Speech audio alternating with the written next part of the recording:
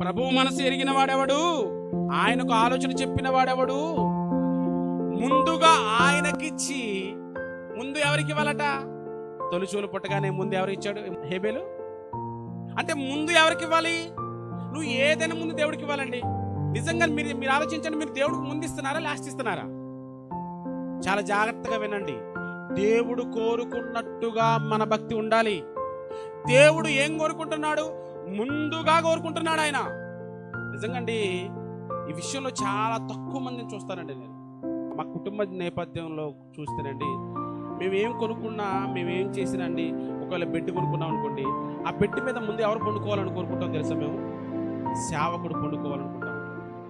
ముందుగా ఆయనకి ఇస్తాం. మేమేం కొనుక్కున్నా, బైక్ కొనుక్కున్నా, కారు కొనుక్కున్నా, ఏది కొనుక్కున్నా, అంటే దేవుడికి ఏది కావాలంటున్నాడు? ముందు కావాలనుకుంటున్నాడు కనుక ముందు ఆయనకి ఇవ్వాలి.